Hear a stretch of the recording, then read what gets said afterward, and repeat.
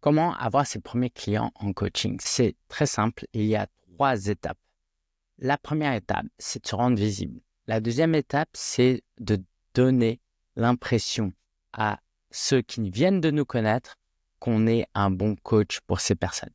Et la troisième étape, c'est de les faire s'engager. Donc, je vais rentrer dans le détail de ces 3 étapes, mais vous voyez ici, il y a aussi une autre barre et je vais vous la présenter après parce qu'il y a quelque chose de transversale à ces 3 étapes et si on manque ça, et ben, même en essayant d'appliquer ces 3 étapes, on ne va pas y arriver. Donc la première étape, c'est de se rendre visible. Donc, heu, tout d'abord, il faut distinguer les stratégies de les tactiques. Là, je ne vais pas forcément rentrer dans les tactiques. Pourquoi? Parce que le problème des tactiques, c'est que en fonction des personnes, certaines tactiques marchent mieux que d'autres, OK? La stratégie, si vous voulez, c'est cuisiner, OK? Cuisiner, c'est une bonne idée si on veut bien manger, par exemple. La tactique, c'est une recette. Tout le monde n'aime pas, les pâtes carbonara. Tout le monde n'aime pas, les lasagnes. Tout le monde n'aime pas le riz cantonais, OK? C'est très important que vous ne soyez pas trop attaché aux tactiques. C'est ce qui fait que la plupart des coachs sont dégoûtés par le marketing parce qu'une fois ils ont entendu une tactique, ils se disent je vais faire ça et ça ne marche pas pour eux parce qu'en fait ils ne sont pas alignés.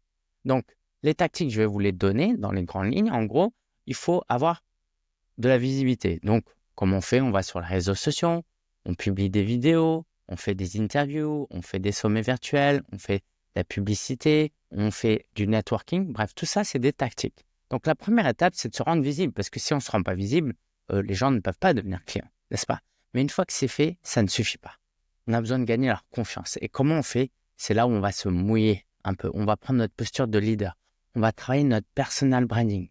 On va amplifier notre autorité. Donc, tout ça, c'est des tactiques. Mais l'idée derrière, la stratégie derrière, c'est gagner la confiance de notre prospect.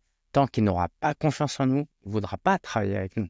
Pourquoi payer 1000, 2000, 5000 euros à quelqu'un en qui on n'a pas confiance? Donc, envoyer des emails, par exemple, écrire sur WhatsApp, échanger, offrir une session gratuite sans rien vendre derrière. Ça, ce sont des tactiques qui fonctionnent. Donc, cette deuxième étape, elle est essentielle. On ne demande pas en mariage quelqu'un qu'on vient juste de connaître.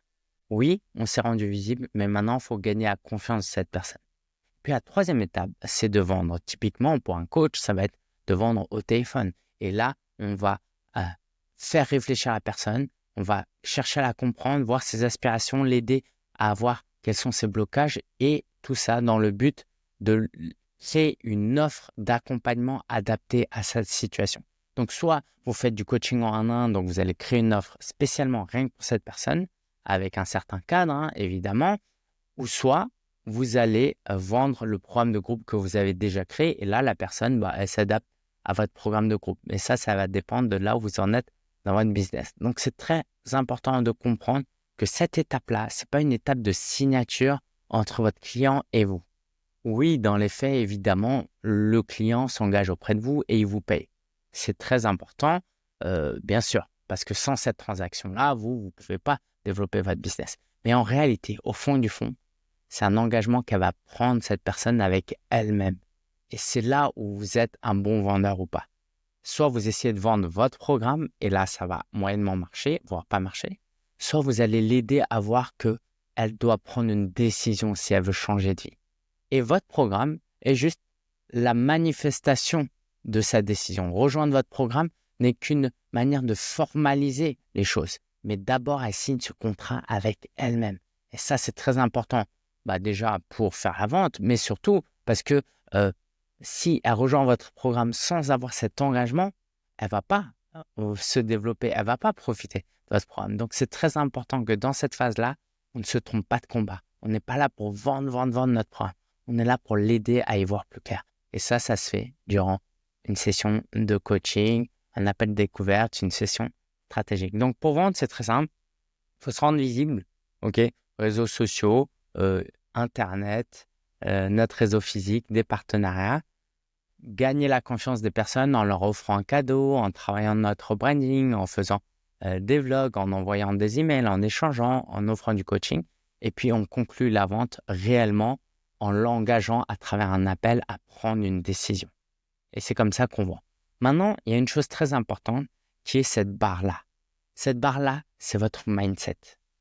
Si vous partez du principe, par exemple, que vous n'aimez pas vendre, que vendre, c'est mentir, vendre, c'est manipuler, vendre, c'est prendre de l'argent aux autres, eh ben, vous allez vous saboter. Ce ne sera pas possible pour vous de développer ces étapes-là. Si par exemple, vous avez comme croyance que gagner l'argent, c'est mal, vous n'allez pas réussir à vendre votre accompagnement. Donc, vous allez saboter à un moment ou un autre. Si vous avez l'impression que, par exemple, faire du marketing, c'est déranger les gens, vous n'allez pas réussir à vendre.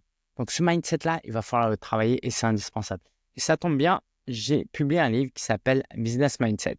Donc, on a des clients qui ont déjà acheté ce livre. Et ce livre a la particularité de vous aider, pas sur les tactiques, mais à vous faire réfléchir autrement. Parce que tant qu'on ne réfléchit pas comme un entrepreneur, même avec les meilleures recettes du monde, on ne va pas passer à l'action. Parce qu'entreprendre, c'est avant tout un état d'esprit, une façon de voir les choses. C'est changer de paradigme. Donc, on va vous apporter ces réflexions-là. Donc, vous pouvez commander le livre en dessous.